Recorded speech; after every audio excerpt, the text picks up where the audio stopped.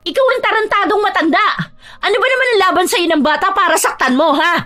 Dahil bastos yung pamangkin mo. Hindi niyo tinuturuan ng tamang asal. Marunong na sumagot sa nakatatanda sa kanya. Walang galang. Sa bagay manang-mana sa'yo eh. Halatang iisang dugo lang ang nananalaytay sa inyo. Mga walang modo, mga walang ya, mga bastos!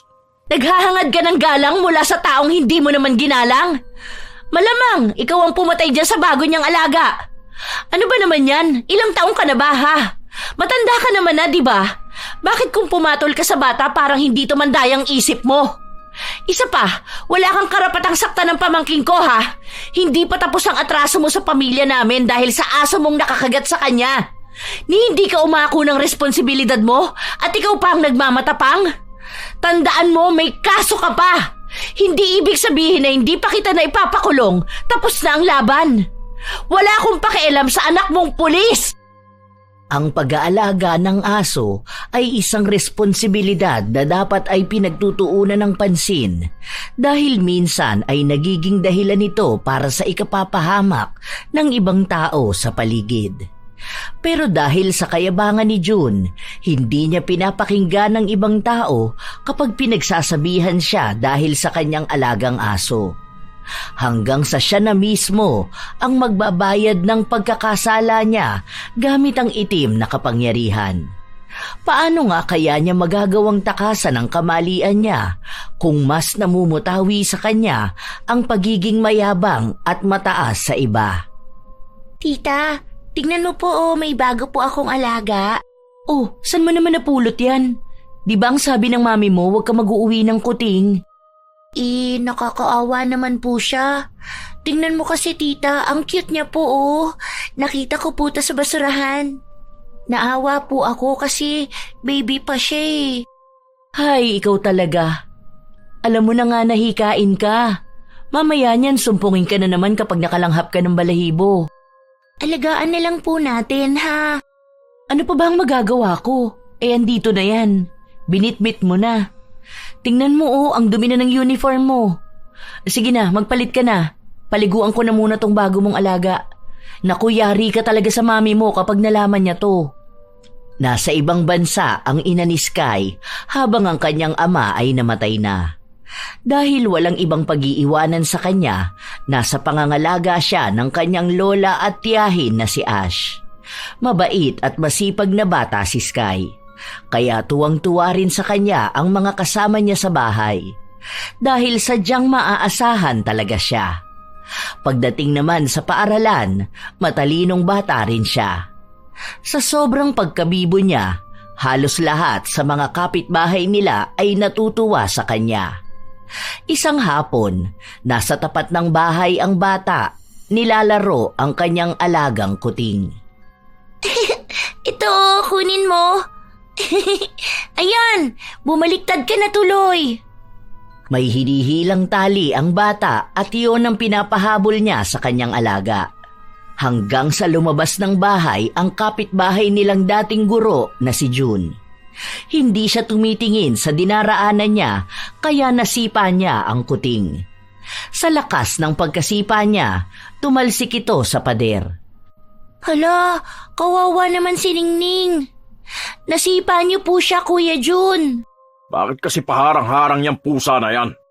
Hindi naman po. Naglalaro lang naman po kasi siya. Saan ba galing yan, ha? Sa susunod, huwag kayong mag-aalaga ng ganyan dito sa atin. Kapag lumaki yan, magnanakaw lang yan ng pagkain. Akin na nga yan, papatayin ko yan. Hala, wag po, Kuya June.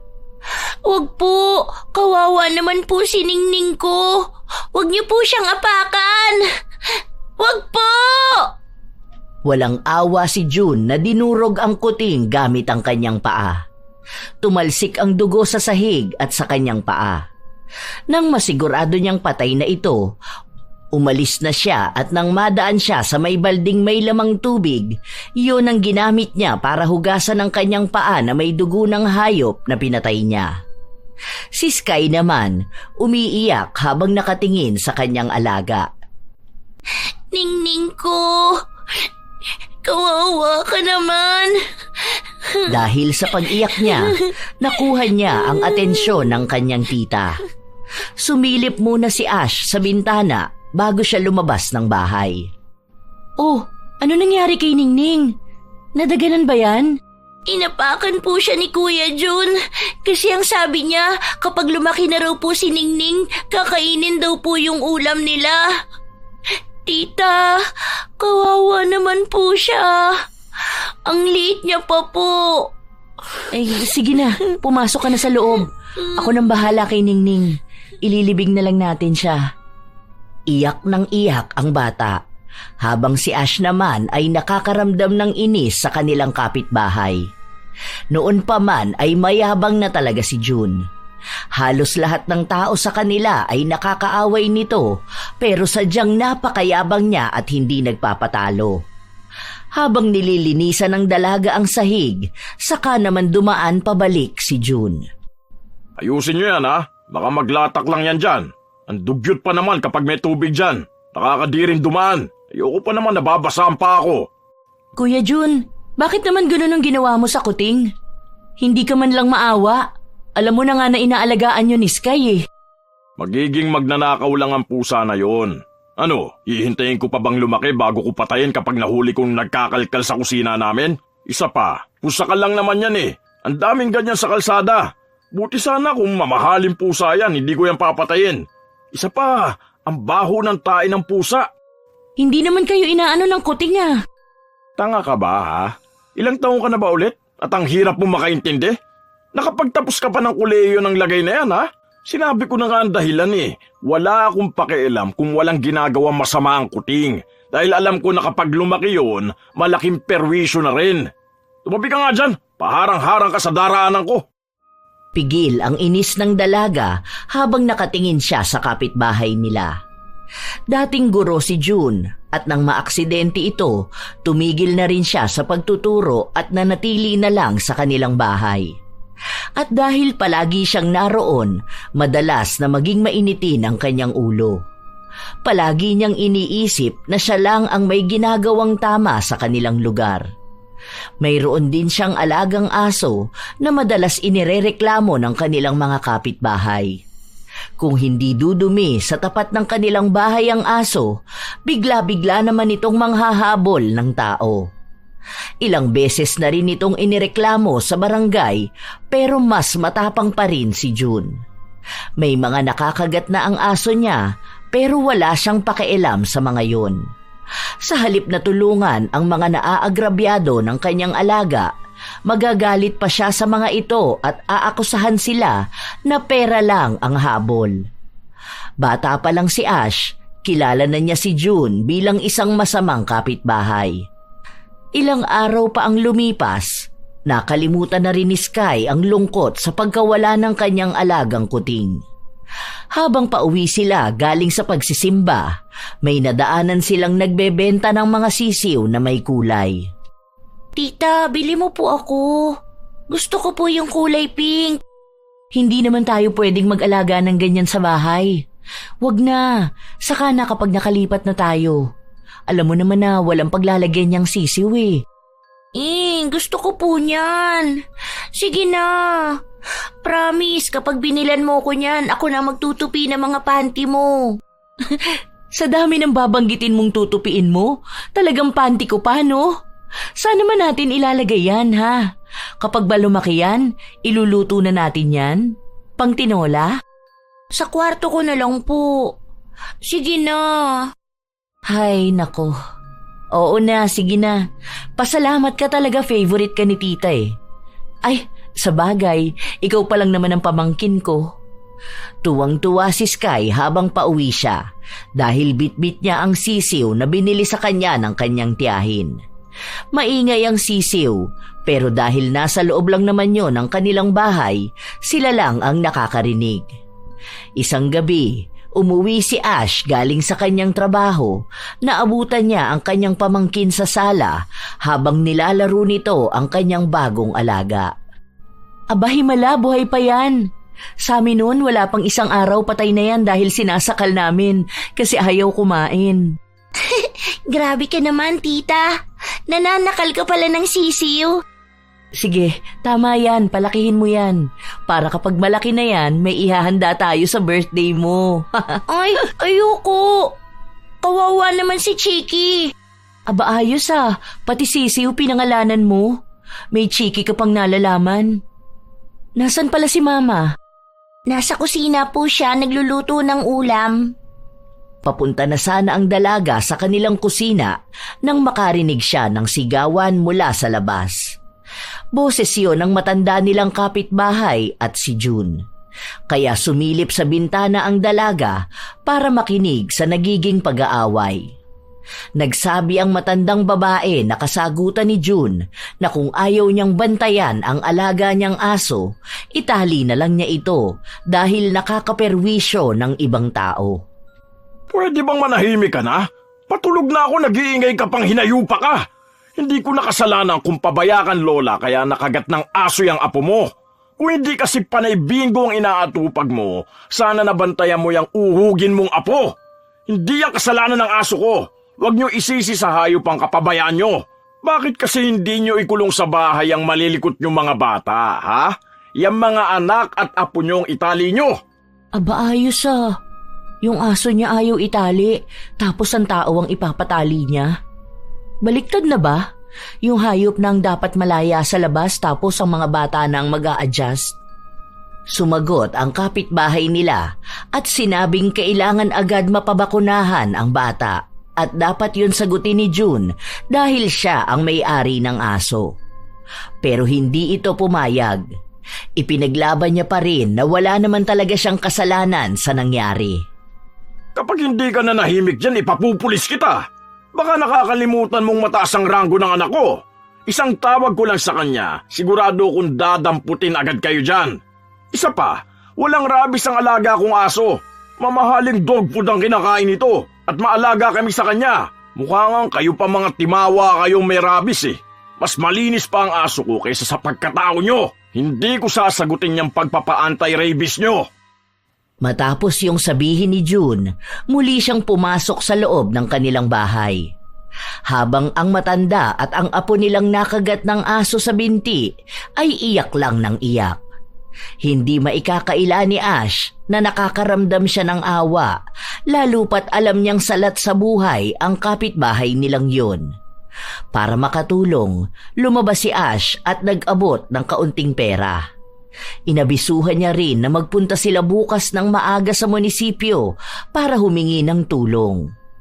Kahit na may ganoong problema nang nangyayari sa kanilang lugar, hindi pa rin pinipigilan ni June ang alaga niyang aso na magpagala-gala.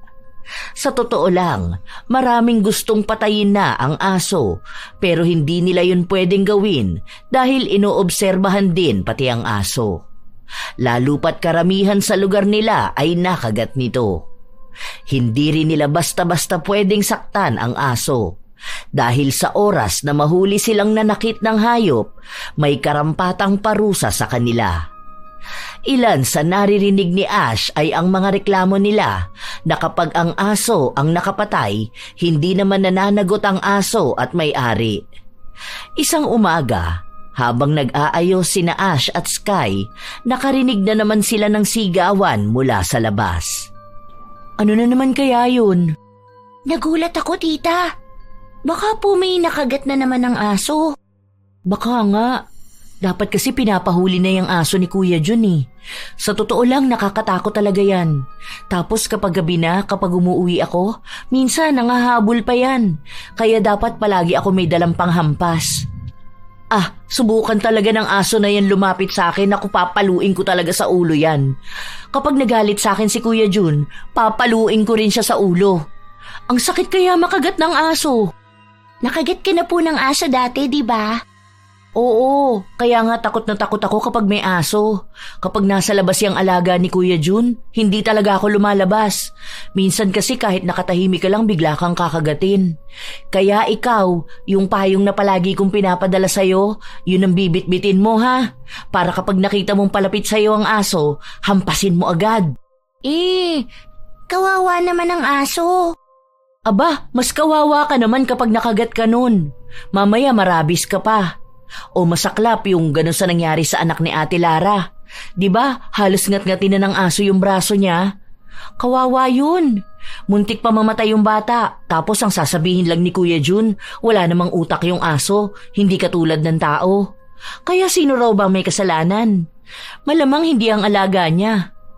Ay naku, ayan, dumami na naman ang pagdaldal ko. Tara na nga, bilisan mo na, baka parehas pa tayong malate. Paglabas nila ng bahay, muntikan pang maapakan ni Sky ang dumi ng aso. Mabuti na lamang ay nahila agad siya ni Ash. Inis na inis ang dalaga sa nakikita niya dahil nagkalat na naman sa harapan nila ang dumi ng alaga ng kanilang kapitbahay. Kung may oras pa sana, kakausapin niya si June. Pero dahil naghahabol sila ng kanyang pamangkin, ay tinawag na lang niya ang kanyang ina para sabihin yun. Nang kinagabihan na yun, pasado 8:00 na nakauwi si Ash galing sa kanyang trabaho. Pagod siya sa biyahe, kaya marahan lang siyang naglalakad. Pagpasok niya sa iskinita, napansin niyang may nakaabang na aso sa kabilang dulo. Ay, eto na naman tong aso ni Kuya Jun. Nakaabang na naman ang mabibiktima. Shh! Shh! Dun ka! Shh! Ay sige, papaluin ko talaga ulo mo. Shh! Shh! Para mapalayo ang aso, pumulot ng bato ang dalaga at ibinato niya rito. Napatakbo naman ang aso at para hindi siya balikan, kumuha ulit siya ng bato. At sa paglapit sa kanya nito, ay inihagis niya ang kanyang hawak. Doon naman dumating si June. Bakit mo binabato ang aso ko? Siraulo ka bang babae ka, ha? Nandiyan ka naman pala. Bakit hindi mo inaawat yung aso mo? Hindi ka naman siguro bingi para hindi mo marinig na tahol siya ng tahol. Kung hindi ko yung babatuhin, hindi nakagat na ako niyan. Hindi ka naman kakagatin yan kung hindi mo sasaktan. Akala mo ba hindi ko nakita yung ginawa mo, ha? Ang laking bato niya, no? Kung ikaw kaya ang batuhin ko. Malamang, Kuya Jun, natakot ako sa kanya. Alam mo naman na ang dami ng nakagat niyang alaga mo eh. Kapag nakagat ba ako niyan, babayaran mo yung mga araw na hindi ko maipapasok, ha? Sana kasi kung mag-aalaga ng hayop, matuto naman sana maging responsable. Hayop lang to. Siguro naman mas marunong ka mag-isip, di ba? Huwag mong i-consider na edukada ang tulad mo kung simpleng pag-intindi lang sa mga hayop, hindi mo pa magawa. Kaya pala animal lover ka kasi animal ka. Kung sana makita mo rin ang perwisyo ng aso na yan. Tingnan mo nga kung makapagkalat yan ng tae sa paligid. Mapabwisit ka. Wala kang modo. Baka gusto mong panuguin ko yung uso mo. Sige, subukan mo para magkaalaman tayo. Wala kang karapatang manakit ng ibang tao, ha? Makauwi na nga, nasisira lang ang gabi ko. Sige, isang lapit pa sa akin ang aso mo na yan, hahampasin ko ang ulo niyan. Bakas ang galit kay June dahil hindi siya makabawi ng salita sa dalaga. Pagkapasok ng bahay ni Ash, naabutan niya ang pamangkin niya na gising pa. Bakit ganyan kilay mo, tita? Nagagalit ka po? Naiinis lang ako. Oo nga pala, bakit gising ka pa? Anong oras na Matutulog pa lang po ako. Pinakain ko lang si Chiki. Medyo malungkot nga po siya eh. Bukas igagala ko siya. Bakit? Wala kayong pasok bukas? Wala po. Huwag kang palabas-labas dyan ha. Nababaliw na naman ang aso ni Kuya Jun. Kanina muntikan pa akong makagat. Gabi na kasi nasa labas pa yun. Dapat kinukulong niya ang aso niya eh. Patuloy na nagdadaldalan dalaga tungkol sa aso ng kanilang kapitbahay. Kinausap niya rin ang kanyang ina at nagtanong siya kung nakahanap na ba raw ito ng malilipatan nilang bahay.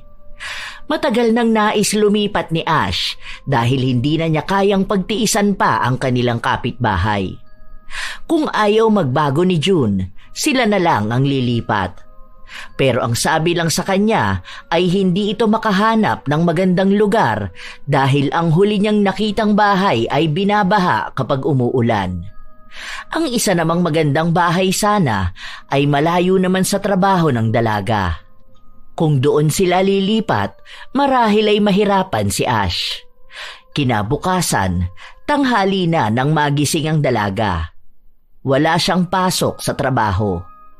Pagkalabas niya ng kwarto, nakita niya si Sky na nilalaro na naman ang alaga niyang sisiw.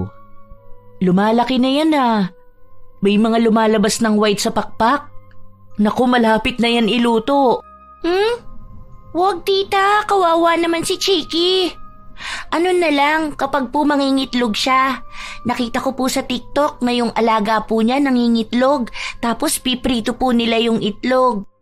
Panay TikTok ka na naman ha? Kumain ka na ba? Nasaan si Mama? Kumain na po kami ni Mama kanina. Sabi niya pupunta siyang palengke. Okay, sige. Kakain na muna ako. Ang sakit ng ulo ko eh. Habang nasa kusina ang dalaga, hindi niya alam na lumabas ng bahay si Sky. Sa totoo lang, wala naman talagang problema kung lalabas ang bata dahil madalas nasa tapat lang naman ng kanilang bahay ito pupunta. Katulad ng iba pang mga kabataan na kapitbahay nila. Ang iniisip lang nila, kaya ayaw nilang lumabas ito ay baka biglang magkaroon na naman ng problema ang alaga ni June at bigla itong atakihin.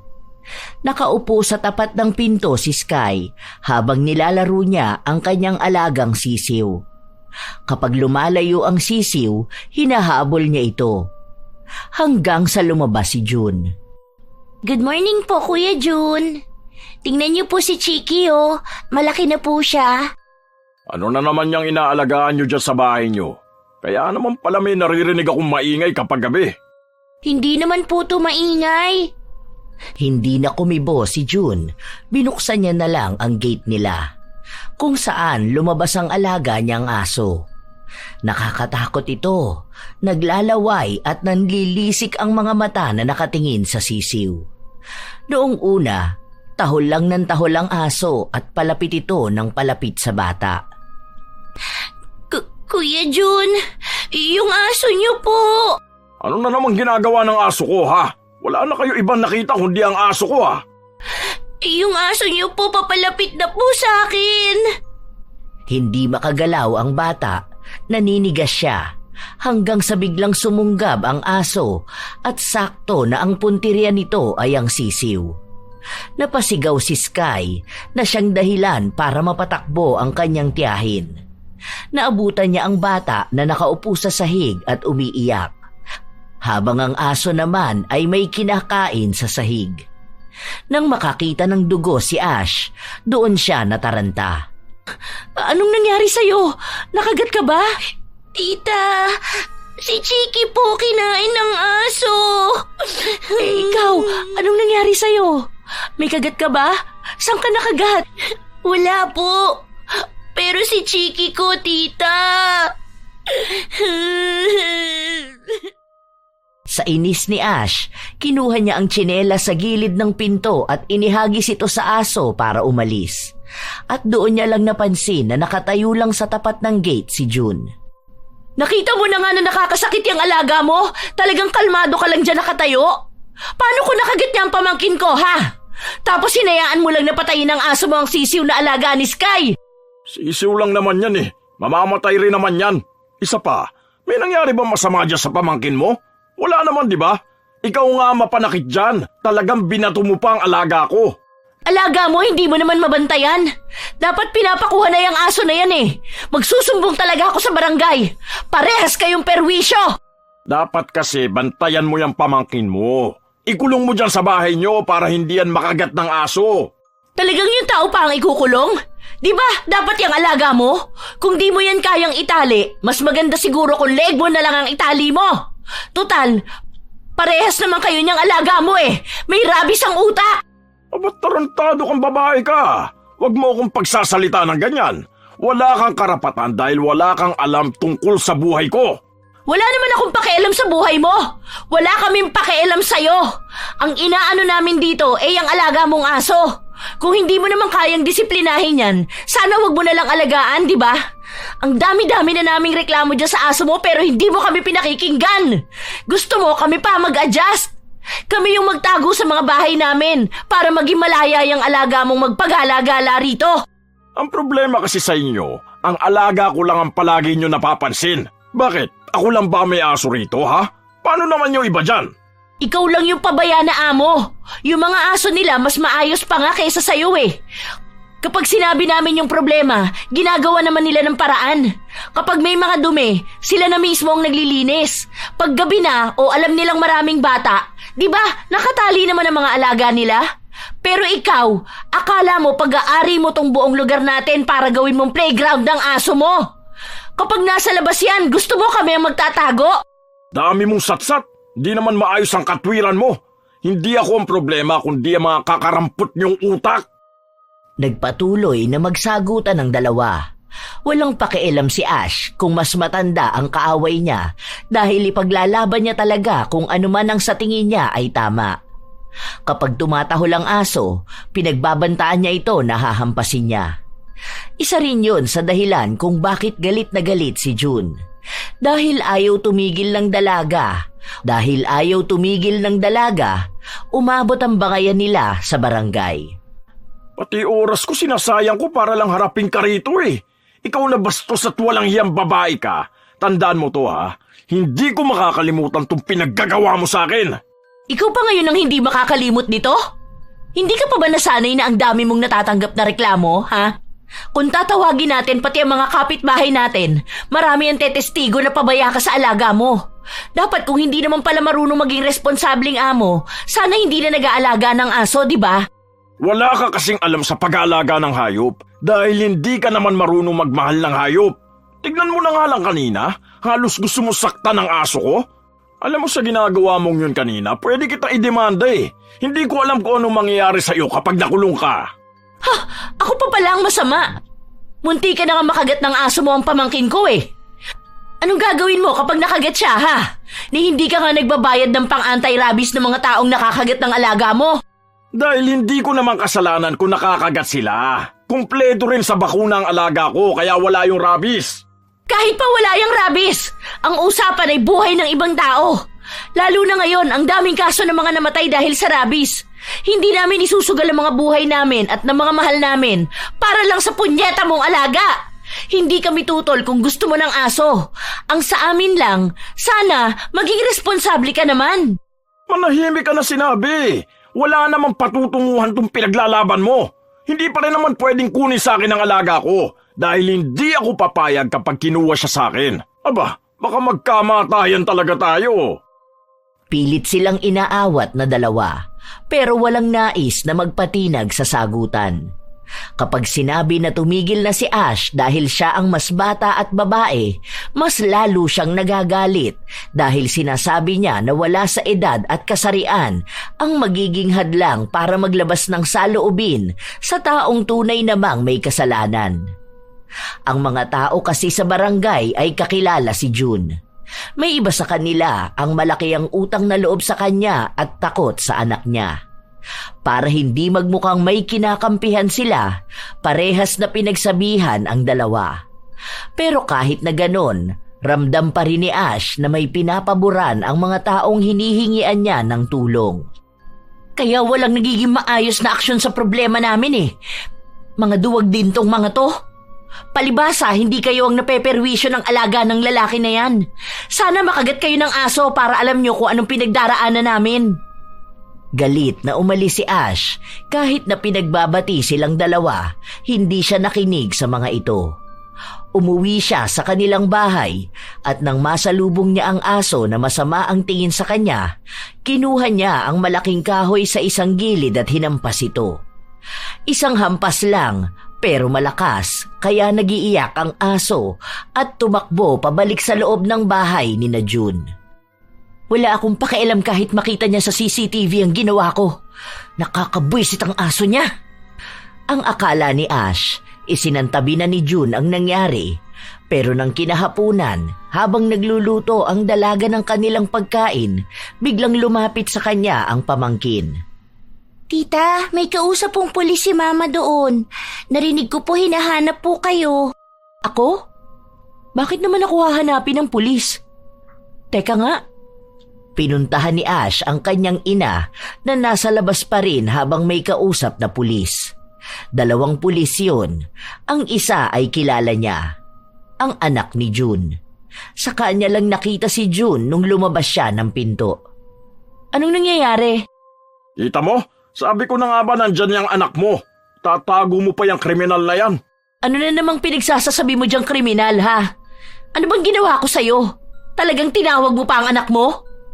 Nagalit sa kanya ang pulis na anak ni June at sinabi sa kanya na ang bastos niyang kausap. May kinakaharap daw siyang kaso dahil nakuhanan sa CCTV ang ginawa niyang pananakit sa aso. Sinabi rin sa kanya na may karampatang parusa ang sinumang mananakit ng hayop. Kaya raw naroon sila para dakpin siya. Joke ba to? Bakit niyo naman ako huhulihin dahil lang sa CCTV? Wala man lang nangyaring investigasyon, ha? Wala man lang warrant of arrest? Bigla na lang kayong pupunta rito sa bahay tapos sasabihin niyong ikukulong ako? Matapang ka talaga, no? Mas marunong ka pa sa pulis. Hindi ko kabisado ang lahat ng batas. Pero hindi naman siguro ako ganun katanga para sumama ng wala man lang warrant of arrest. Sige, kung may maipapakita kayo sa akin ngayon mismo, magkukusa akong pumunta sa presinto. Pero kung ginagamit nyo lang ang kapangyarihan at impluensya nyo bilang mga pulis, siguro sa atin, kayo ang mas makasalanan, di ba? Kung idadaan natin to sa korte, baka hindi lang itong ginagawa nyo sa akin ang pwede kong maikaso sa inyo. Ano pa bang hinihintay nyo? Bakit hindi nyo pakalad ka rin ng kriminal na yan? Subukan lang nila. Siguro naman alam niyang anak mo ang pwedeng mangyari kung sapilitan nila akong kukunin ng wala man lang papel na naipapakita na kailangan nga akong dakpen, di ba? Huwag naman sana kayo maging duwag na magtatago sa likod ng anak niyo dahil lang sa pulis siya. Aba, hindi ba dapat sa batas at katotohanan siya nagseserbisyo, hindi sa sumbong ng magulang? Sino bang pinaglilingkuran ng anak mo? Ikaw ba o ang batas? Mas lalong nagalit sa kanya si June at inutusan ng anak niya na kunin na ang dalaga para matahimik na. Pero hindi ito ginawa ng kanyang anak, lalo pat marami ring mga kapitbahay ang nakaabang sa kanila. Kung matapang si Ash at alam ang kanyang karapatan, maaari siyang matanggal sa serbisyo. Lalo na kung kakampi rin sa dalaga ang mga taong nasa paligid nila. Dahil hindi nila masindak si Ash, umalis na lang ang dalawang pulis.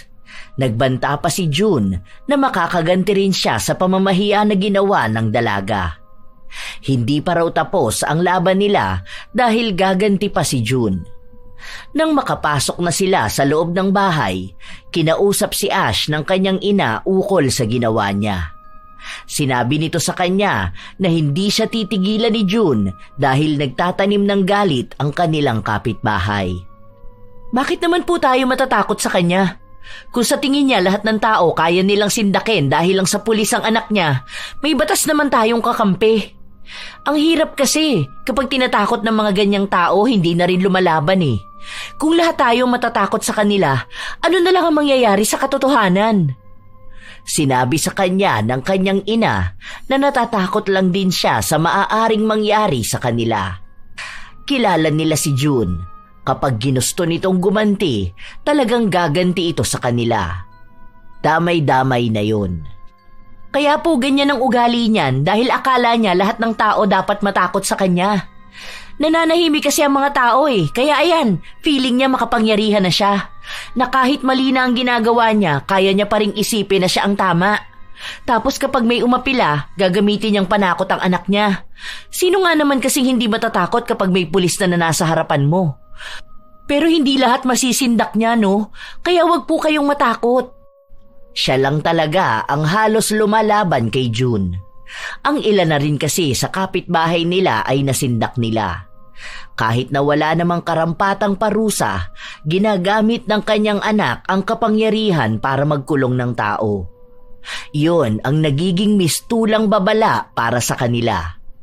Pero para sa dalaga, hindi sa kanya tatalab ang ganoong mga bagay. Lalo pa at may alam siya sa batas. Ilang araw pa ang lumipas, palagi pa ring galit si June sa dalaga at nadadamay na rin ang kanyang pamilya. Sa totoo lang, wala namang pakialam si Ash kung galit si June sa kanila dahil hindi naman nila ito hinihingian ng tulong. Isang tanghali, nagluluto si Ash at ang kanyang ina nang mapansin nilang kulang sila ng rekado, kaya tinawag ng dalaga ang kanyang pamangkin para utusan ito. 2 pamintang durog tapos mantika yung nasa bote. At saka, ano pa bang kulang? O sige, bili ka na rin ng magic sarap. May sukli pa po? Oo, meron pa. Bili po ako pagkain ko. Sige, pero mamaya mo na yun kainin ha. Baka mabusog ka, hindi ka na makakain ng tanghalian. Bilisan mo na para mailuto na namin to. Sumunod naman kaagad ang bata. Sinasaulo niya pa ang utos sa kanya habang palabas siya. Ilang sandali pa, may kapitbahay na nagmamadaling pumasok sa loob ng bahay nila. Hindi pa ito nakakapagsalita, nakaramdam na ng kaba si Ash. At halos mahimatay sila nang marinig na nakagat ng aso ang bata at hindi lang basta sa paa dahil sa mukha at malapit sa mata. Nagmadali ang mag-ina na puntahan si Sky. Hindi na sila nag-aksaya pa ng oras para itakbo ito sa ospital dahil sa walang tigil na pagdurugo. Wala na rin silang ibang naiisip kundi ang kalagayan ng bata. Agad namang inasikaso si Sky nang madala nila ito sa ospital. Base sa sinabi ng doktor, 4 na beses nakagat ang bata. Isa sa paa, sa braso, sa pisngi at malapit sa mata. Nililinis na nila ang sugat at mamaya lang din ay tuturukan ang bata. Magiging okay si Sky, ma. Huwag ka na masyado mag-alala, baka mapano ka pa eh. Ako na lang ang tatawag kay ate mamaya. Hintayin na lang natin ang sasabihin ng doktor. Hindi tumitigil sa pag-iyak ang ina ni Ash.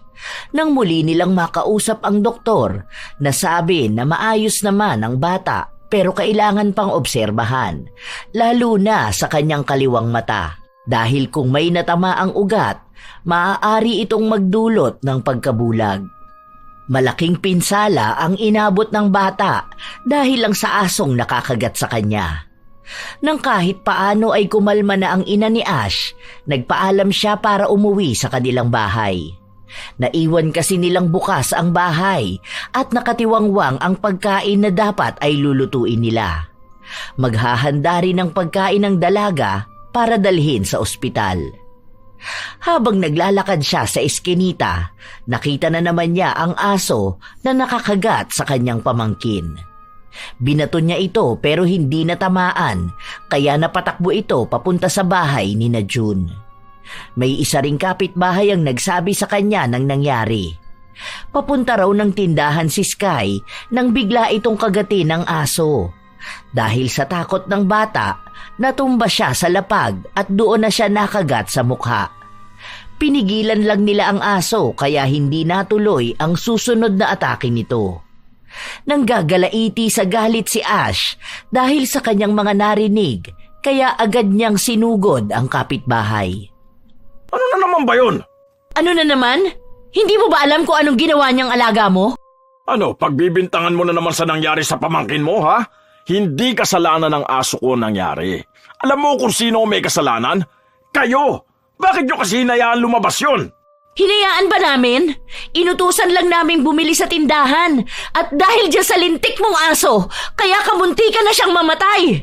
Ngayon, baka mabulag pa siya. Sinasabi ko sa'yo, pagbabayaran mo tong nangyari. Magsasampa ako ng kaso. Aba, bakit ako magbabayad? Aso ang nakasakit sa pamangkin mo, hindi ako. Kaya kung may dapat kang kasuhan, ang aso yun. Pero may nakakasuhan bang hayop, ha? Ang problema kasi sa'yo, nagagalit ka na agad tapos susugod ka pa sa bahay ko. Pinagyayabang mo may alam ka sa mga batas na yan, tapos ngayon magpapatawa ka sa harapan ko at sasabihin mo sa akin na magsasampa ka ng kaso? Akala mo naman natatakot ako sa'yo. Alam mo, hindi ko alam kung paano ka naging teacher nun eh. Bukod sa mahina yung kukote mo, baluktot pa lahat ng katwiran mo. Malamang, sino bang mananagot kapag yung alaga mo ang nakasakit? Malamang ikaw, dahil ikaw ang may-ari sa kanya. Responsibilidad mo, ano man ang gagawin ng alaga mo. Bahala ka sa buhay mo kung gusto mo akong kasuhan. Basta sinabi ko sa'yo, wala kang mahihita sa akin, ha? Mukha ka lang talagang pera kaya pinipilit mo ako sa obligasyon na hindi naman para sa akin. Tigil-tigilan mo yung pagpasa ng kasalanan, ha? Ala sige, doon ka na. Ang atupagin mo yung pamangkin mo, wag ako. Kahit na anong gawin ni Ash na pakikipagtalo sa kanyang kapitbahay, wala pa rin siyang nagawa. Dahil hindi talaga magpapatalo si June. Inasikaso na lang muna ni Ash ang kailangan niyang gawin para sa pamangkin, habang pinapatuloy niya ang pagsasampa ng kaso kay June. Hanggang sa dumating ang isang araw na bigla na lang nilang nabalitaan na namatay ang aso at ang dahilan daw nito ay pagkalason.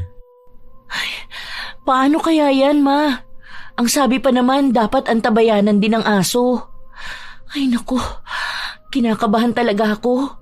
May mga balita pa naman na kahit may anti-rabies na, pwede pa rin magkaroon ng rabies. May napanood ako niyan sa Facebook eh. Kumpleto naman daw ang bakuna, pero namatay pa rin. Duda rin ako na bigla na lang namatay ang aso o may nanglason. Kasi kung totoo na ibang tao ang lumason sa aso ni Kuya Jun, malamang nagwawala na yun. Ipapakita na niya yung CCTV o kaya ando naman ang anak niya para manghuli ng kung sino. Kaso wala eh. Tahimik lang siya. Feeling ko sinadya niya yon dahil alam niyang kinasuhan ko siya. Para masabi lang na wala na ang aso, kaya wala na siyang pananagutan. Ay naku, buwisit talaga yun eh. Kung ano-ano na lamang ang tumatakbo sa utak ng dalaga. Kahit nasabihin pang umaayos na ang lagay ng kanyang pamangkin, hindi pa rin maaalis ang pag-aalala. Lalo pat base sa kanyang mga nababasa at napapanood, mas delikado raw kapag sa mukha nakagat ng aso. Pero dahil namatay na ang aso, wala na silang mababantayan. Nakauwi na rin naman si Sky at nagpapagaling na. Wala namang naging problema sa kanyang paningin. Isang gabi, habang pinapakain ni Ash ang kanyang pamangkin, bigla na lang itong nagtanong sa kanya. Tita, inaway mo po ba si Kuya Jun? Bakit naman ganyan ang tanong mo sa akin? Wala lang po. Alam ko lang po kasi aawayin niyo po siya eh. Paano ko naman kasi palalampasin ang ginawa ng aso niya sa'yo? Tapos siya patong mayabang ng sobra. Sana makahanap na tayo ng lilipatang bahay. Ayoko na talaga rito. Dahil sa tuwing nakikita ko siya, nagagalit lang talaga ako. Baka kasi ikulong ka po. Kasi po, di ba po anak niya po pulis? Tapos po naaalala ko po dati may kinulong po sila. Huwag na po kayo makikipag-away. Maayos naman po ako. Hindi pwedeng hindi ako makikipag-away, lalo na kung umaasta siyang batas. Hindi ako makukulong dahil wala naman ako masamang ginagawa. Siya ang dapat na makulong dahil sa dami ng kasalanan niya. Alam mo, Sky, hindi ka dapat natatakot lalo na kung may ipinaglalaban ka talaga. Kung hindi ko ipaglalaban ang nangyari sa'yo, pwedeng mangyari ulit yun sa ibang tao. Paano kung mas malala ang mangyari sa kanila, di ba? Paano kung ikamatay nila? Pero wala naman na pong aso si Kuya Jun. Wala pa siyang aso ulit sa ngayon. Pero kapag itinigil ko ang pagkakaso sa kanya, malamang uulit yan sa dati niyang gawi. Naaalala ko pa nun, hindi ka pa pinapanganak nun. May dati kaming kapitbahay. May anak din yun, nakagat ng aso. Sila mahirap lang. Talagang mahirap kasi nangangalakal yung asawa nun. Tapos ang mga anak nila maliliit pa. Namatay yung bata dahil sa kagat ng aso. Tapos, hindi lang yun ha. May 3 pa. Iisang aso lang ang nakakagat. Inimbestigahan yun tapos bigla na lang nilang nakita na namatay yung aso dahil daw nalason. May protocol na kailangang obserbahan yung aso habang hinahanap pa yung ibang nakagat. Ayun, walang nangyari sa kaso niya kasi nga may anak din siyang pulis. Tumatango lang si Sky na para bang alam na niya ang kinukwento sa kanya ni Ash. Nang matapos kumain ng bata, pinainom na ito ng gamot. Ilang araw pa ang lumipas, naging abala sa trabaho ang dalaga at hindi pa rin nakakapasok sa paaralan si Sky, kaya madalas itong nasa bahay lang nila. Wala na ang asong problema nila pero hindi pa rin natitigil ang pagiging perwisyo ng kanilang kapitbahay. Wala pa ring nagiging usad sa kasong isinampa ni Ash dahil kahit ilang beses ipatawag si June, hindi siya nagpapakita. May proteksyon din siya sa tulong ng kanyang pulis na anak. Isang araw, habang nasa palengke ang magtiyahin, nakakita sila ng nagbebenta ng maliliit na itik. Dahil mukha itong magandang alagaan para sa mga batang katulad ni Sky, nagpabili na siya. Ayan na naman tayo sa itik. Nung nakaraan sisew, baka mamaya kapag may nadaanan tayo ritong nagbebenta ng rabbit, yun naman ang ipapabili mo sa akin. Mag-alaga ka na lang kaya ng isda, no? Sige po pala, bili mo rin ako ng isda. Oh, ayos ka. Saka na yan, hinihintay na tayo ni Mama. Tara na, saka hindi naman pet ang itik.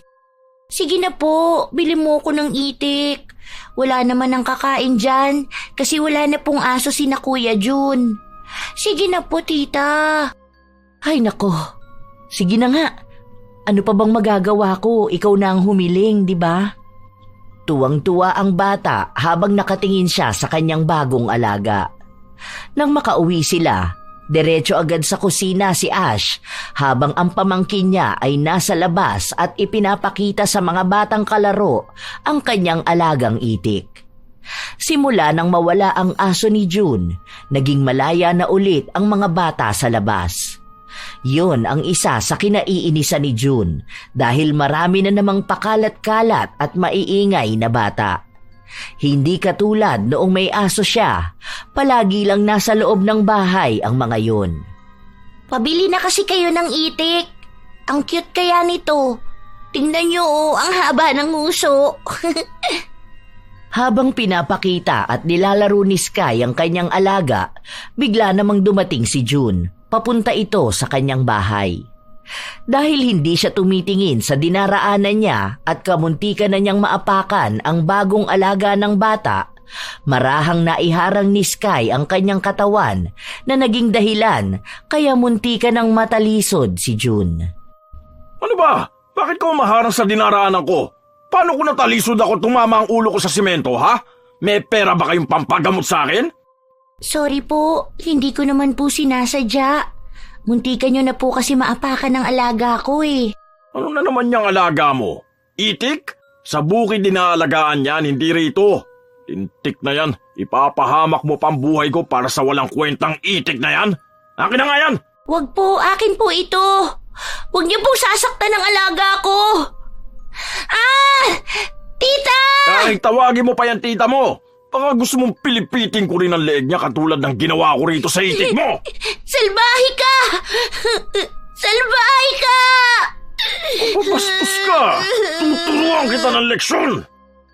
Malakas na pagbatok ang ginawa ni June sa bata. 2 beses niya itong ginawa at kasunod naman ay piningot niya sa tenga.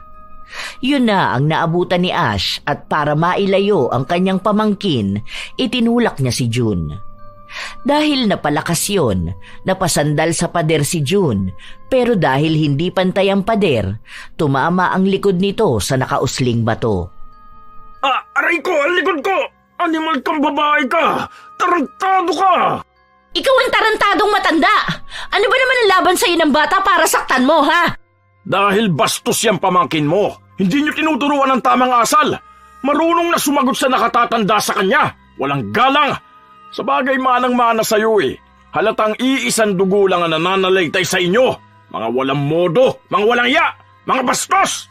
Naghahangad ka ng galang mula sa taong hindi mo naman ginalang? Malamang, ikaw ang pumatay dyan sa bago niyang alaga. Ano ba naman yan? Ilang taong ka na ba, ha? Matanda ka naman na, di ba? Bakit kung pumatol ka sa bata parang hindi tumandayang isip mo? Isa pa, wala kang karapatang saktan ng pamangkin ko, ha? Hindi pa tapos ang atraso mo sa pamilya namin dahil sa aso mong nakakagat sa kanya. Ni hindi ka umako ng responsibilidad mo at ikaw pa ang nagmamatapang? Tandaan mo, may kaso ka pa. Hindi ibig sabihin na hindi pa kita na ipapakulong, tapos na ang laban. Wala akong pakialam sa anak mong pulis. Huwag mo ako hinahamon dahil kaya ko kayo ipapatay. Kayong buong pamilya. May pera ako at kaya kong magbayad ng tao. Mura lang naman ang buhay nyo eh, dahil mga pipitsugin lang kayo. Mag-iingat ka sa mga binibitawan mong salita.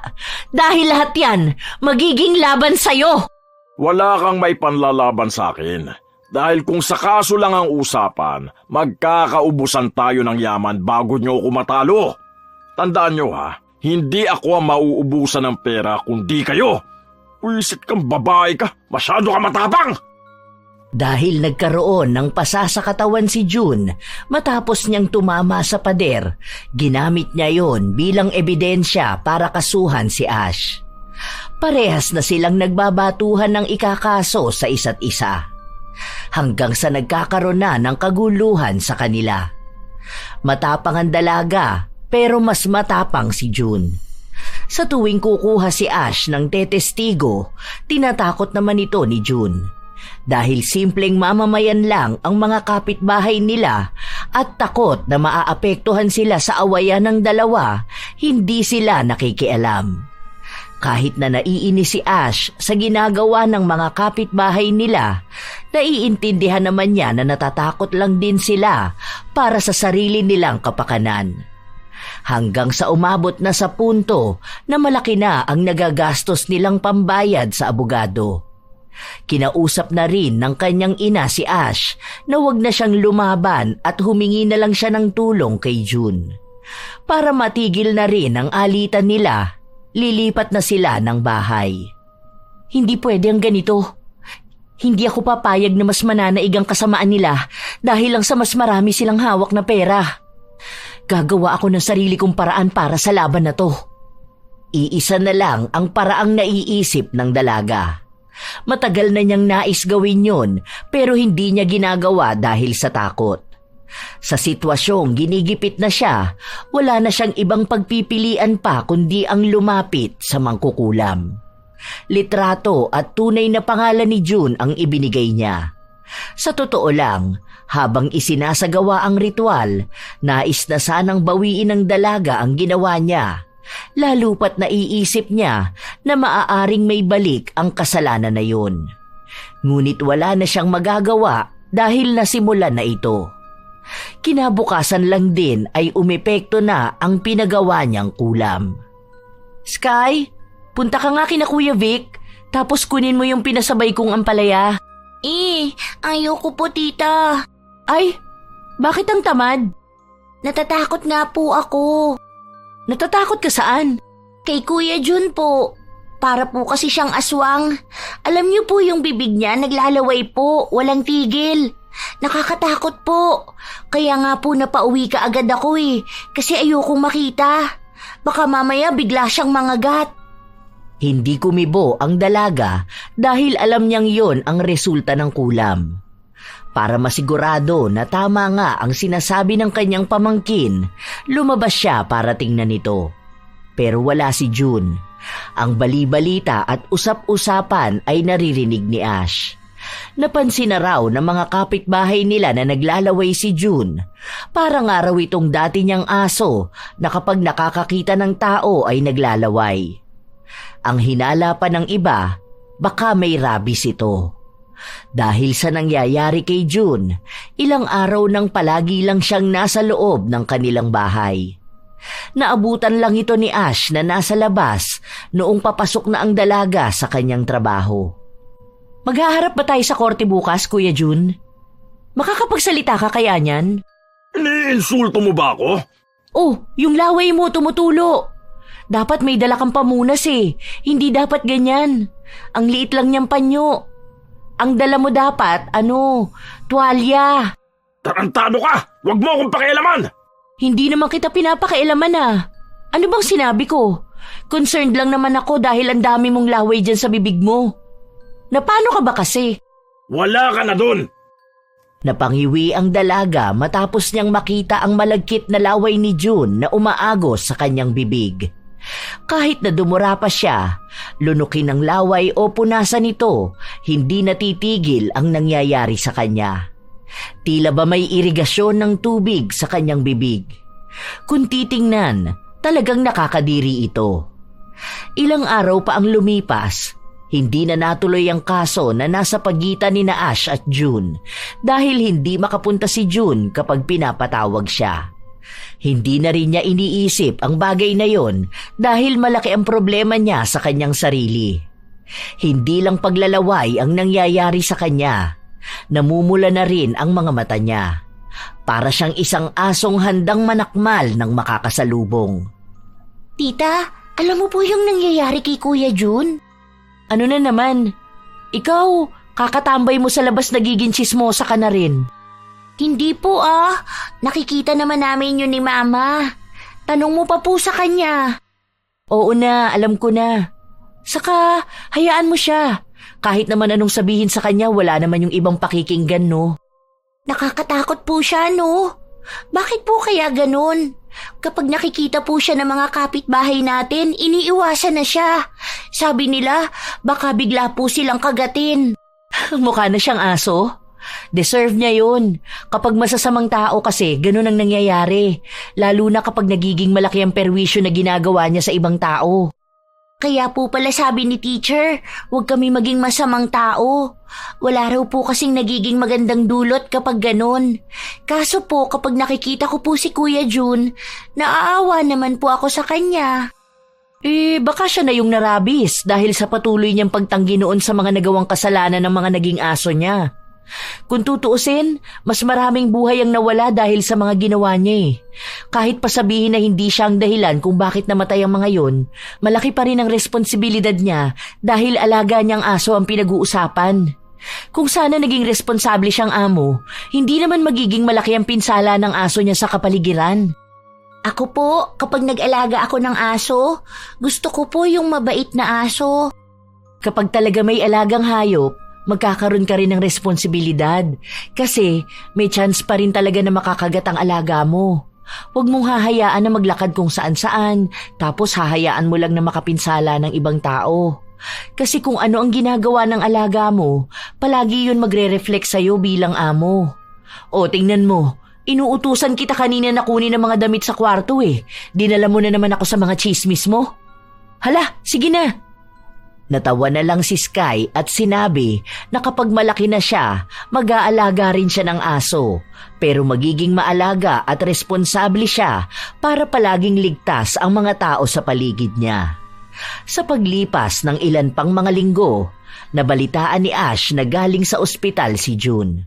Pero wala raw mairesetang gamot para matigil ang kanyang paglalaway at maging ang pamumula ng kanyang mga mata. Umuwi na rin ang isa nitong anak para may magbantay at mag-alaga sa kanya. Nang mapansin ni Ash na nakatambay sa labas si June, nagpanggap siya na naglilinis siya sa tapat ng kanilang bahay. Pasulyap-sulyap ang dalaga sa kabilang bakod kung saan naroon ang kapitbahay niyang kinulam niya. Mukhang napansin din siya ni June at sumama ang tingin sa kanya nito. Anong tinitingin-tingin mo dyan, ha? Bakit nagagalit ka? Masama bang mapatingin dyan sa pwesto mo, ha? Alam ko naman na sinisilip mo ko dahil gusto mo makita ang nangyayari sa akin, di ba? Ano naman ang pakialam ko sa'yo? Alam ko naman ang bali-balita na mukha kang may rabies. Hindi mo na pala kailangan ng panibagong aso Sa'yo palang takot na ang mga kapitbahay. Mas malala pa ata yan kapag nakakagat ka. Mukha ba ako nakikipagbiruan, ha? Bakit? Sinabi ko ba na nagbibiro ka? Totoo rin naman ang sinabi ko Mukha ka naman talagang aso na naglalaway dyan. Yung aso na kapag nakasalubong mo papasok sa iskinita, hahanap ka na kaagad ng bato dahil kung hindi mo babatuhin aatakihin ka. Ganon na ganon ang itsura mo ngayon. Kaparehas lang sa mga inaalagaan mong aso noon. Talagang ikinumpara mo pa ako sa aso? Kung kagating kaya kita ngayon para ikaw magkaroon ng rabies. Wag na Agad na pumasok sa loob ng bahay nila ang dalaga. Nakausap niya rin ang kanyang ina at sinabi sa kanya na sa susunod na buwan ay lilipat na sila ng bahay. May nakita na raw yung sanlatira na malapit lang din. Masaya ang dalaga dahil ang ibig lamang sabihin nun ay bagong simula para sa kanila. Hiniling din ng dalaga na sana ay wala silang maging kapitbahay na katulad ni June. Sinabi naman ng kanyang ina na mukha naman daw maayos ang kanilang mga kapitbahay. May patakaran din daw doon na kapag may alagang hayop, dapat ay responsable sila. Huwag hayaan na dumumi sa tapat ng bahay ng iba at mas lalong huwag hahayaan na makasakit ng tao. Habang lumilipas ang araw, hindi na natuloy ang pagkakaso ni Ash. Iniisip na lang din niya na ang mga danyos na dapat bayaran ni June ay siningil na ng kulam. Ang pinagyayabang kasing pera ng kanilang kapitbahay ay unti-unti na ring nauubos dahil sa pagpapagamot niya. Pero kahit na sa mamahaling ospital pa sila magpunta, hindi naman siya magamot-gamot. Isang araw, nakita na naman ni Ash ang kanilang kapitbahay na nakadungaw sa labas ng gate. Payat na ito. Wala na ang matipuno nitong pangangatawan. Anong ginagawa mo dyan? Nakakagulat ka naman. Akala ko kung sino na yung nakadungaw dyan. Para kang aswang na hindi ko maintindihan. Nakatingin lang ako sa paligid. Bakit? May masama ba? Bakit ka nagagalit? Nagtatanong lang naman ako sa'yo. Dahil naiinis ako sa inyong lahat. Lalo na sa yung visit ka. At bakit ako na naman? Ano bang ginawa namin sa'yo, ha? Kami ba ang dahilan kaya nakakarma ka? Dahil hindi man lang ako makabawi sa mga panlalait nyo sa akin. Tandaan nyo itong lahat, ha. Kapag ako gumaling, iisa-isahin ko kayong ipapakulong. Pagbabayaran nyo lahat ng mga pangungutya na ginawa nyo sa akin. Hintayin nyo lang. Kilala na kayo ng anak ko. Hanggang ngayon ba naman, Kuya Jun, ganyan ka pa rin mag-isip? Ang dapat mong malaman ay kung bakit ka ba nagkakaganyan. Magkaroon ka ng self-reflection para maintindihan mo ang sarili mo. Ang mga pagkakamali na nagawa mo sa kapwa mo. Kasi alam mo, masyadong mataas ang tingin mo sa sarili mo eh. Yung pagkakamali mo, sinisisi mo sa ibang tao. Kapag may gustong magtama sa'yo, pinapatahimik mo sa pamamagitan ng pananakot mo. Bakit ako magkakaroon ng ganyan? Hindi ba dapat kayong lahat? Kayo ang tumitingin na masama sa akin. Kayo ang tumatawa sa nararanasan ko ngayon. Wala naman kayong alam sa buhay ko, di ba?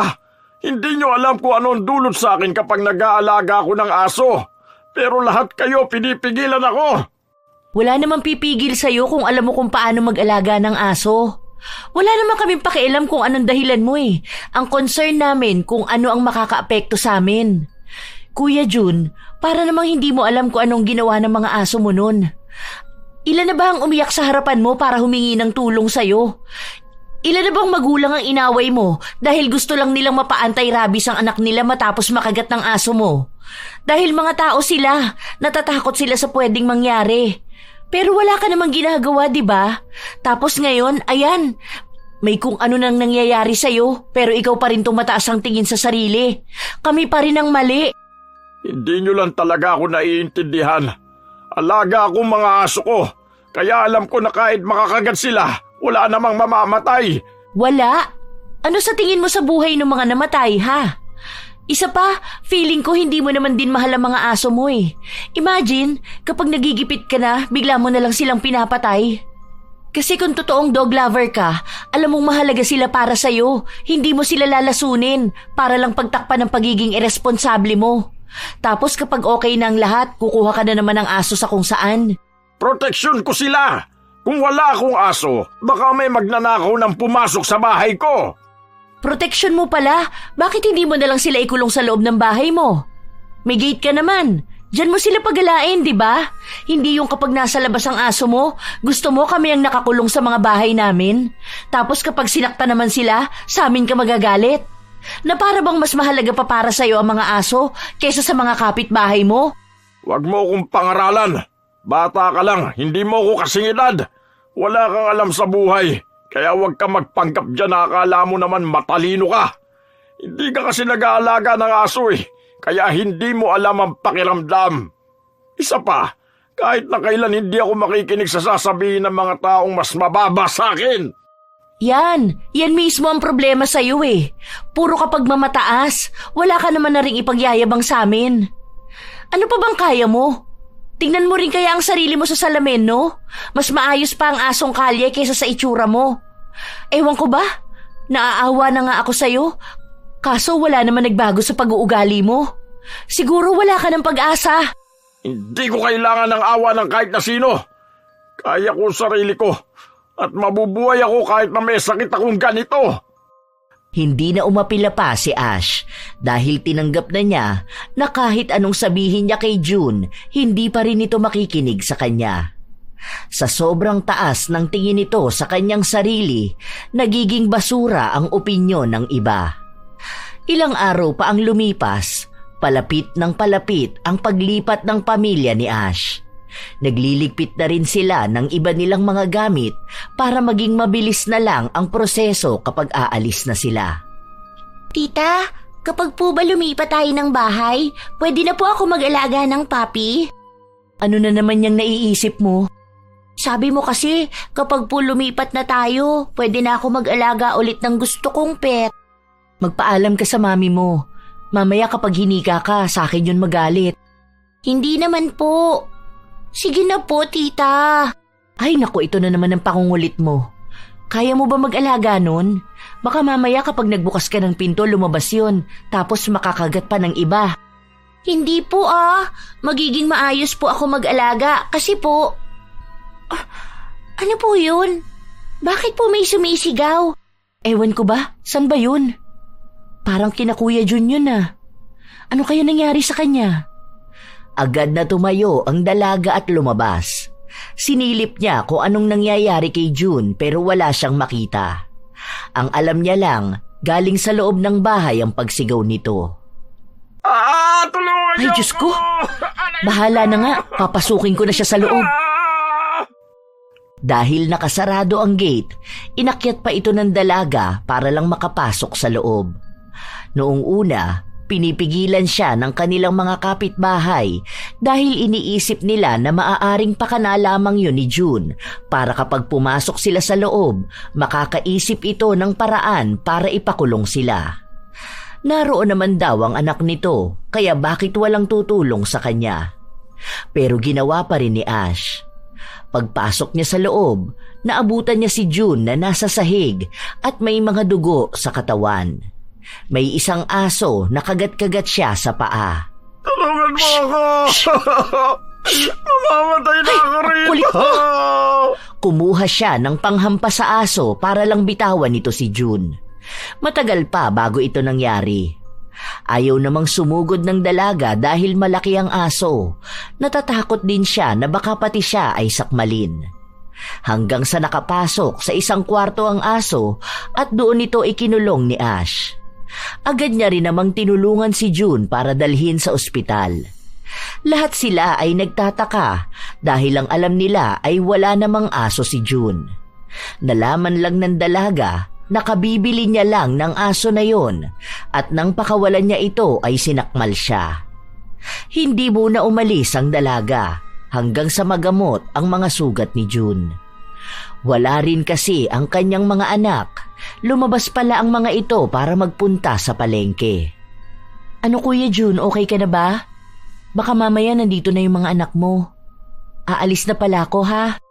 Huwag na muna. Samahan mo na muna ako rito. Ha? Bakit? Mag-aaway ba tayo? Hindi, pero hihingi ako ng tawad sa'yo. Alam mo ba kanina, habang kinakagat ako ng aso sa kung saan saang parte ng katawan ko, bigla ko naisip yung naranasan ng mga taong nakagat ng dati kong mga alaga. Ang sakit pala. Nakakatakot pala talaga. Parang na-trauma ako na kahit yata mag-alaga ng aso, hindi ko na ulit magagawa. Buti naman naisip mo yun. Akala ko kami na namang mga kapitbahay mo ang sisisihin mo sa nangyari sa'yo. Oo nga pala, inakyat ko ang gate nyo ha. Baka makita mo yun sa CCTV mo. Isipin mong akyat bahay ako. Kung hindi mo siguro ginawa yun, baka patay na akong maabutan ng mga anak ko, no? Hanggang ngayon takot na takot pa rin ako. Baka kasi akala ng aso pagkain ka. Butot balat ka naman na kasi. Tapos namumula pa ang mga mata mo. Tapos mas malaway ka pa sa kanya. O kaya akala niya mapanganib na aso ka. Bakit kasi nanguha ka na naman ng aso? Ayan, nakarma ka naman agad. Wala nga kasi akong makasama sa bahay. Tapos palalabasin mo na naman ang aso na yun. Kami naman ang sasakmalin. Ang laki kaya nun. Basta, sorry na. Ngayon ko na napagtatanto ang mga sinasabi mo sa akin. Kaya pala talagang mahalaga maging responsable sa pagiging amo. Dahil nakakatakot pala talaga ang mga aso. Pwede silang makapatay. We, totoo ba na nagsisisi ka? Parang ngayon ko lang narinig na nagsorry ka. Oo, totoo yun. Napagtanto ko yung kamalian ko nung halos mamatay na ako. Parang biglang may kung anong sumagi sa utak ko para ipaalala sa akin yung mga ginawa ko eh. Ang dami kong mali. Ang dami kong naargabyado tapos sa halip na humingi ako ng tawad sa kanya, anong ibinigay ko? Masasakit na salita pa. Alam ko naman na mahirap na akong paniwalaan kapag sinabi ko na gusto kong magbago. Kasi bakit ngayon pa, di ba? Kasi malapit na ako mamatay. Bukod sa paglapa sa akin ng aso, Ito sa sakit ko na hindi ko matukoy. Itong nakakadiring laway sa bibig ko. Itong pagiging mukha kong asong galisin sa kalye. Mapapatawad pa kaya ako ng mga tao sa paligid ko? Siguro kung totoo nga yung pagbabago mo at bukal sa loob mo yung pagsisisi mo, mararamdaman niya ng mga tao sa paligid mo. Patawarin ka man nila o hindi, dapat iparating mo sa kanila ang paghingi mo ng tawad. Wag lang sa akin. Wag lang sa salita. Ang mga salitang binitiwan ni Ash ang nagbigay ng lakas ng loob kay June para humingi ito ng tawad sa kanilang mga kapitbahay. Nang maging maayos na ang kalagayan ni June at pwede na siyang lumabas ng ospital, ang una niyang hiniling na gawin sa kanyang mga anak ay ang puntahan ang kanilang mga kapitbahay para hingian ng tawad ang mga ito. Inisa-isa niya. Kahit na ang ilan sa kanila ay hindi tinatanggap ang paghingi niya ng tawad dahil iniisip nila na kaya lang yun ginagawa ni June ay para lang magmukha siyang malinis at mabuti kapag namatay na siya. Ang ilan naman ay tinanggap ang paghingi niya ng tawad at nagbigay ng payo sa kanya. Sa paglipas ng ilan pang mga linggo, nanatili ang kakaibang sakit ni June. Palagi lang siyang nasa gate nila at nakadungaw hanggang sa dumating na ang araw ng paglipat ni na Ash. Kuya June, aalis na kami ha. Ingat ka na lang palagi. Hayaan mo, gagaling ka rin. Basta lagi mong tatandaan na maging mabuti ka na sa mga kapitbahay mo. Dahil sa totoo lang, ang mga kapitbahay mo lang din naman ang tutulong sa'yo sa oras ng pangangailangan. Salamat, Ash. Ingat kayo sa bago niyong lilipatan ha. Sorry talaga sa mga nagawa ko. At sa'yo rin, Sky. Hayaan mo, pwede ka na yatang mag-alaga ng sisiw na may kulay doon. Babay po, Kuya June. Sana po gumaling na po kayo. Ngumiti lang si June at kumaway sa mga ito. Hindi na sila magkapitbahay ni Ash na dati ay halos araw-araw niyang kabangayan. Bago umalis si Ash, pinabawi niya ang kulam na pinagawa niya kay June. May katagalan yun bago umepekto. Magiging kasabay ng paggaling ni June ay ang tuluyan niyang pagbabago. Simula ng araw na lumipat sila, bibihira na lang din ang nagiging balita nila kay June. Nalalaman lang nila ang kalagayan nito kapag may dati silang kapitbahay na nakakasalubong. Unti-unti na nga raw gumagaling si June at nagbago na rin ang ugali nito. Masaya ang dalaga kapag ganong balita ang naririnig niya. Dahil kahit na paano, may naitulong siyang maganda para sa pagbabago ng isang taong dati niyang kinasusuklaman. Isang hapon, umuwi si Sky na may bit-bit na tuta. Oh, saan na naman galing yan? Napulot mo na naman? Hindi po, bigay po sa akin ni Kuya June. Nanganak daw po kasi yung aso niya. Ang cute po oh. Ikaw talaga? Ayan ka na naman sa alaga mo. O siya, halika na rito. Pangalanan mo na yung bago mong alaga. Basta ang promise mo sa akin ha, magiging responsable kang may-ari ng aso para walang ibang taong mapeperwisyo. Naging maayos ang buhay ni na Ash. Kahit ang mga bago nilang kapitbahay ay mababait. Ang iba sa kanila ay mayroong mga alagang hayop pero nakikita kung paano nila tuunan ng pansin ang kanilang mga alaga. Bilang maayos ang kanilang mga kapitbahay, sinikap din ni na Ash na maging maayos din sa kanila. Sa ganong paraan, magiging magaan ang kanilang mga buhay. Walang magrereklamo, walang mapeperwisyo. Hindi naman talaga maiiwasan sa isang komunidad na magkakaroon ng alagang aso, lalo pat isa ito sa pamamaraan para protektahan ang lugar o kanilang bahay laban sa mga masasamang tao. Pero ang pagkakaroon ng alaga ay isa ring responsibilidad na dapat ay bigyan ng pansin. Dahil ang pagkakamali ng iyong alaga ay pagkakamali mo rin bilang amo. Huwag hayaan na makasakit ang mga alaga para wala ring magdusang ibang tao. Maging mabuti ring kapitbahay dahil kahit na mataas pa ang tingin mo sa iyong sarili, darating pa rin naman ang araw na kakailanganin mo ang kanilang tulong. Huwag mong hahayaan na maging kalaban mo sila.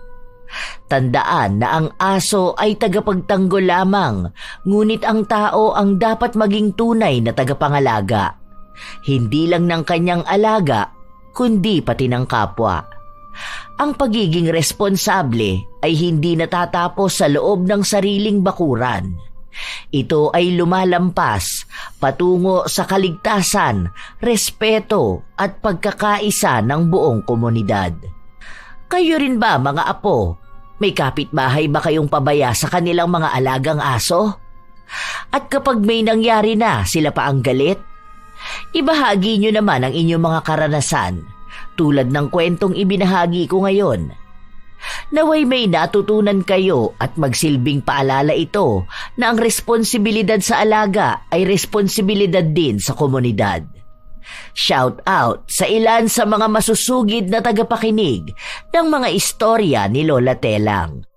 Ami Gonzaga, Carol Jen Macalindol at kay John Ray Angara, Maria Therese Alimios, Bernaldo Soltillo, MJ Calvario, Erlinda Tolenada, Rowena Galilo, mga kabibo, Ace, Martina Angdasan, Relin Ape, Jeneline Oruga, kay Molly Agunat at kay Nicole Agunat, Glenda Gilyado, Jessa Sikoy, Josephine Espino, Richelle Adapon, Rose Guevara, Remy Hervasio, Benjamin Herales, Marife Gonzales, Riz Magante, Evelyn Embanesido, Inigo Nolasco, Chris Alcantara, Mergy Jade Aroza. Salamat sa pakikinig ninyo, Lynn Buro, Chinita Closa, Corazon Damaulao, Pet Lover 34, Ash Marquez, Philippines 1992, Langga Galorio, Josefina Handayan, Hiramini, Kaiser Santa Ines, Janet Lozano, Korean TV, Tutsi Roll, Grace Celis, Emma Bandal, Marisa Villanueva, AM, Almin's Vlog, Mary Jane Raden, Angelica Angel. Shout out din sa inyo, Lucy San Jose, Da Badilla, Rayan Cabiltes Labastida, kina Mirna Kagit, Leila, at Ann Aditsabal, May Hagiwara, Jude Martin J. Junio, Bubu Labdudu, Evelyn Abong Carbakil, Marian De Jesus, Abby Ruiz, Food Lover, Maricon Aran, Grace Hementera, Kitty Edits at sa magkapatid na OFW na sina Metsi at Aiza, Krista Buenaflor, Rose Ann Romasanta.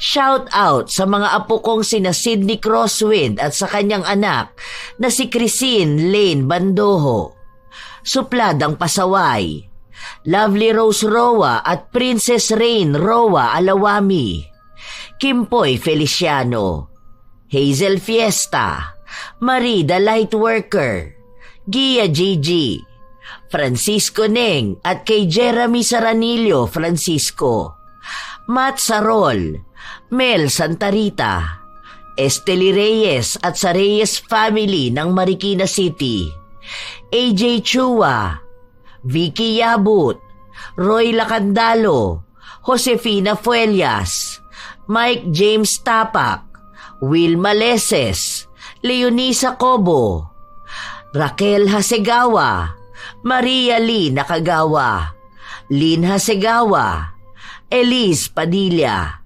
Lydia Lopez, Gemstone Claro, Lance MBB, Rosalina Bogayong, Ami Yong, Ami Bag, Angelina Ignacio, Ate Aya at sa kanyang mga biyenan na sina Lola Susan at Lolo Simo.